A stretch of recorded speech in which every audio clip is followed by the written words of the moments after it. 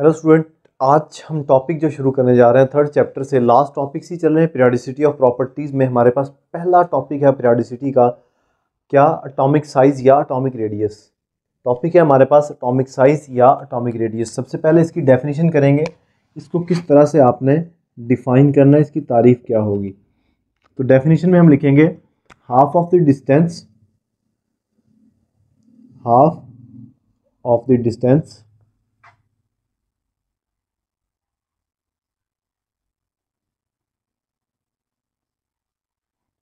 between the nuclei of two bonded जुड़े हुए atoms क्या कहलाएगा, इज कॉल्ड एटॉमिक साइज या एटॉमिक रेडियस। आप जो भी कह दें, इसके आगे आप लिख देंगे एटम्स इज कॉल्ड, लिख देंगे आप इज कॉल्ड एटॉमिक साइज या एटॉमिक रेडियस, एक ही बात है। तो पहले समझ लेते हैं इस बात को। कहता है एटम का साइज इतना छोटा है कि हम उसको सेपरेटली इंडिविजुअली एक एटम के साइज को फाइंड आउट नहीं कर सकते, नहीं बता सकते। अब एटम्स चूंकि बॉन्डेड होते हैं, किसी भी एलिमेंट के तमाम एटम एक जैसे होते हैं और उसमें मिले हुए होते हैं, पता नहीं कितने होते हैं, हमें क्या पता, वो जुड़े हुए ऑलमोस्ट दो एटम्स की बात कर लेते हैं यहाँ पर समझने के लिए ऐसे किया है। एक्चुअल में ऐसा मेरे ख्याल से तो नहीं किया जा सकता। तो फिल वक्त दो एटम्स हैं आपके सामने, जुड़े हुए दो एटम है। इन दोनों एटम्स के जो न्यूक्लियाई हैं, जो सेंट्रल पॉइंट है, इनका जो दरमियानी फासला है उसका जब हाफ करेंगे तो वो क्या कहलाएगा, एटॉमिक साइज या एटॉमिक रेडियस। देखें, ये दो एटम्स हैं जुड़े हुए, इनके दरमियान में दो न्यूक्लियस हैं। दोनों न्यूक्लियस का जो सेंट्रल पोर्शन है ये कितना है, 154 पिकोमीटर। ये एज आ एग्जाम्पल डिस्कस करेंगे तो ज़्यादा बेहतर रहेगा। इसको एग्जाम्पल ले आते हैं। Example,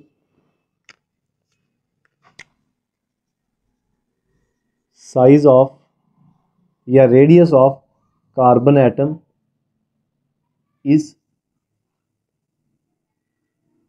77 picometre.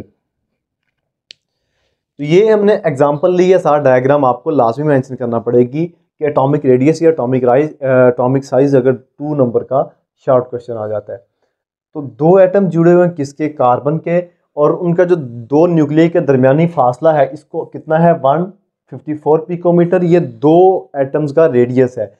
हमें एक का मालूम करना है तो हम दो पे डिवाइड कर देंगे 154 को और ये 77 पिकोमीटर आ जाएगा। यहाँ से लेकर यहाँ तक आपके पास दो का मालूम कर लिया, एक का चाहिए, दो पे डिवाइड कर दें, एक का आ जाएगा आपके पास। तो ये है आपके पास एटॉमिक साइज या एटॉमिक रेडियस। यहाँ तक दो नंबर का शॉर्ट क्वेश्चन आता है, आपसे पूछ लेता है एटॉमिक साइज एटॉमिक रेडियस से क्या मुराद है। फिर जो नेक्स्ट है वो इसी क्वेश्चन का दूसरा पोर्शन है आपके पास कि ट्रेंड इन पीरियड, किसका, ट्रेंड इन पीरियड और ग्रुप। फिर वक्त हम पीरियड का देखते हैं, फिर बाद में ग्रुप का। Trend in period, atomic size का ट्रेंड, रुझान क्या है, पीरियड में बढ़ता है या कम होता है। पीरियोडिक टेबल में एटॉमिक साइज एलिमेंट्स का किस तरफ बढ़ता है किस तरफ कम होता है, ये देखने जा रहे हैं। ट्रेंड इन पीरियड की अगर बात करेंगे आप तो atomic size moving from left to right, बाएं से दाएं जाते हुए, इन अ पीरियड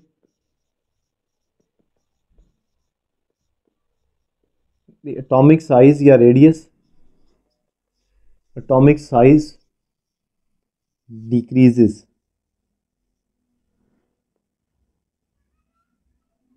यहां पर नहीं आ रहा तो एटॉमिक साइज डिक्रीजेस यहां पर लिख लेते हैं हम। क्या कहा कि पीरियोडिक टेबल में अगर आप बाएं से दाएं जानिब जाते हैं तो पीरियड में बाएं से दाएं जाते हुए आपके पास जो पीरियोडिक टेबल के एलिमेंट्स हैं उनका एटॉमिक साइज कम होता है। ये इसकी वजह भी साथ लिखनी पड़ेगी क्यों कम होता है। तो यहाँ पर हम लिखते हैं रीज़न। बाज़ों का 2 नंबर का सिर्फ इतना सा शॉर्ट क्वेश्चन पूछ लेता है कि पीरियड में एटॉमिक साइज क्यों कम होता है। Because of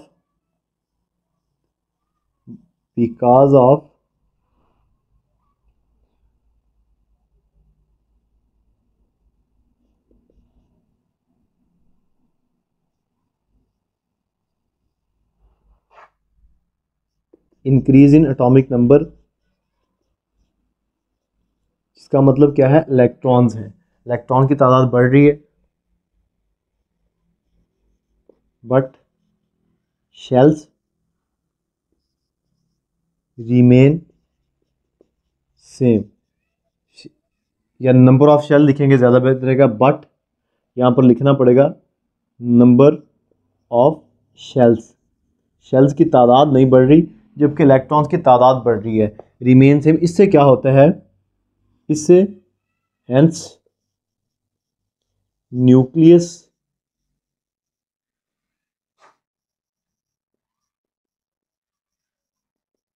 attraction increases resulting in contraction of atomic size, contraction of atomic size।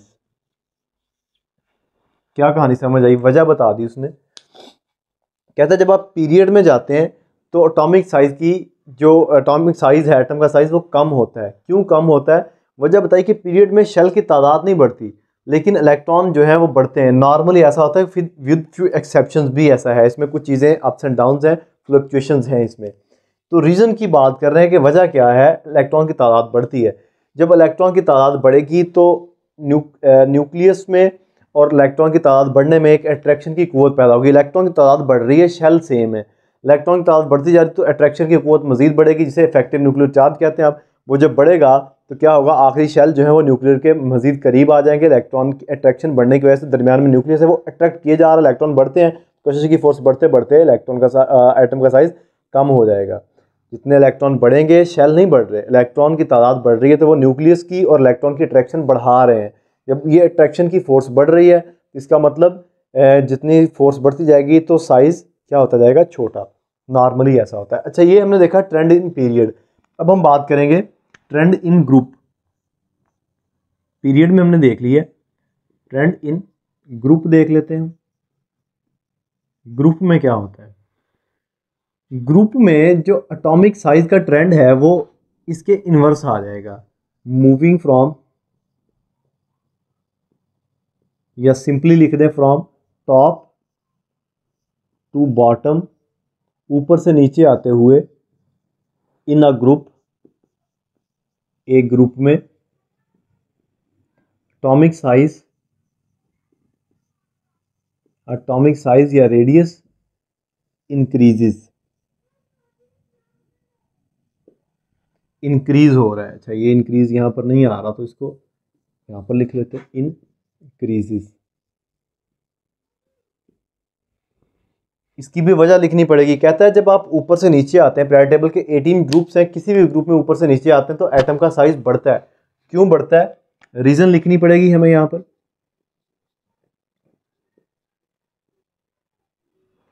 क्यों बढ़ता है जी, due to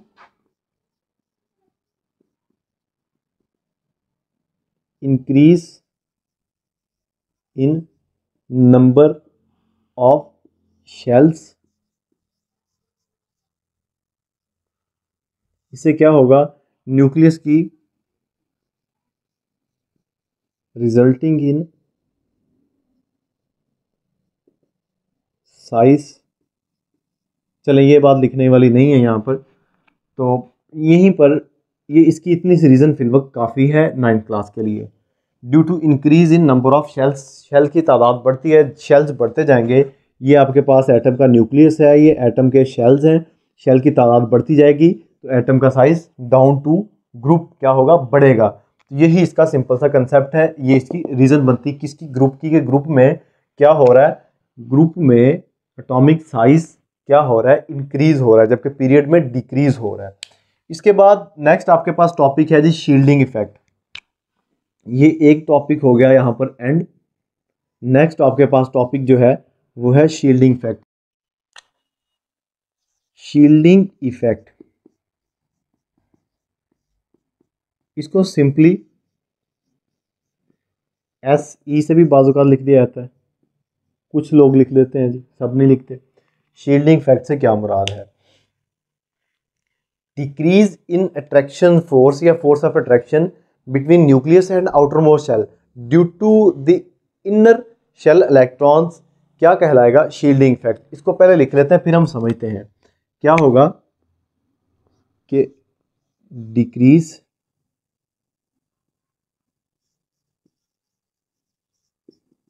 in force of attraction. Book पर जैसे आप वो वाली कर लेंगे, मैं यहाँ पर सिर्फ समझाने के लिए आपको लिख रहा हूँ। In force of attraction between, force of attraction कह लें या इफेक्टिव न्यूक्लियर चार्ज कह लें, इसकी अभी हम इसके बाद बात करेंगे। Attraction between nucleus and outermost shell electron या valence shell electrons due to inner shell electrons screening या शील्डिंग इज कॉल्ड, क्या कहलाएगा? शील्डिंग इफेक्ट कहलाएगा। Is called shielding effect. कहता है न्यूक्लियस की, यहाँ पर आपको डायग्रामेटिकली ज़रा ज़्यादा वाज़ेह रहेगी बात समझने में। ये न्यूक्लियस है, ये इसके गिर्द क्या है? शेल्स हैं। न्यूक्लियस के गिर्द ये शेल है और शेल में क्या होते हैं? इलेक्ट्रॉन्स होते हैं। तो ये है आपके पास आखिरी शेल और ये है इंटरनल शेल्स या इनर शेल्स कह लें आप, इनमें इलेक्ट्रॉन्स मौजूद है। मैं रैंडम बना रहा हूँ।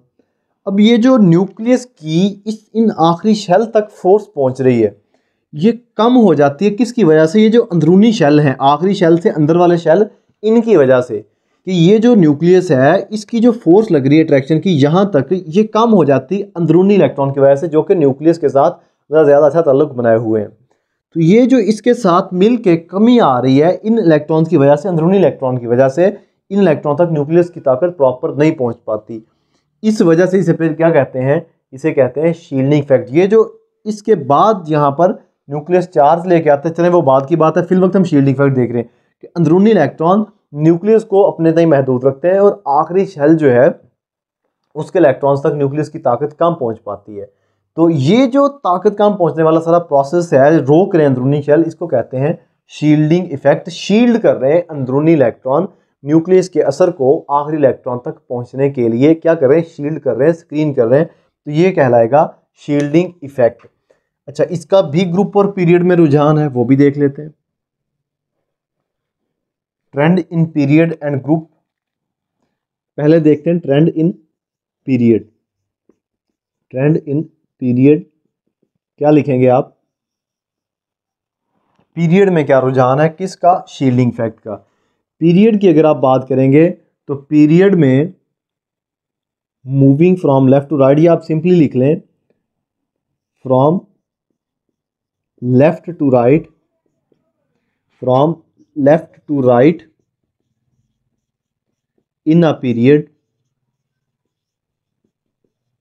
क्या होता है? लेफ्ट टू राइट जाते हुए पीरियड में shielding effect,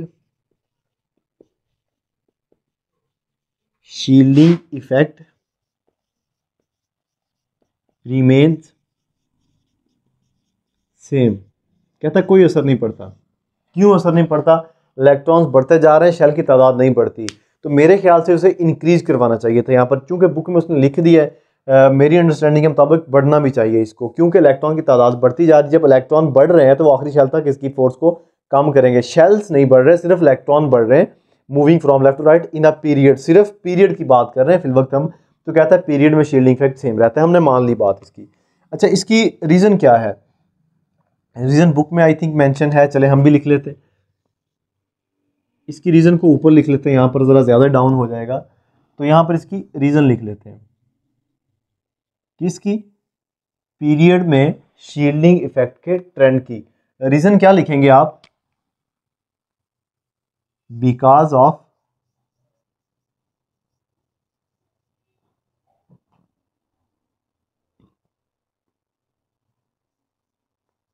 number of shells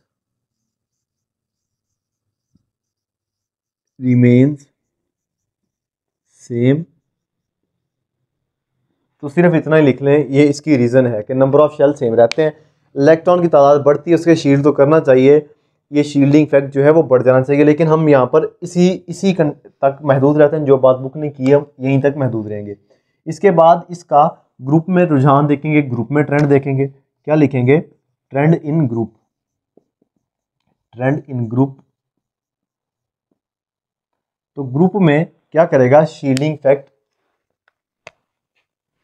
sorry इसी से लिखेंगे, from top to bottom in a group, from top to bottom, ऊपर से नीचे आते हुए, इन अ ग्रुप। किस चीज़ की बात कर रहे हैं? शील्डिंग इफेक्ट की। Shielding effect, shielding effect increases, बढ़ता है। इसकी वजह लिखनी पड़ेगी हमें, रीज़न क्यों बढ़ता है। रीज़न लिखेंगे इसकी, due to increase in number of shells. बस इतनी सी वजह काफ़ी है।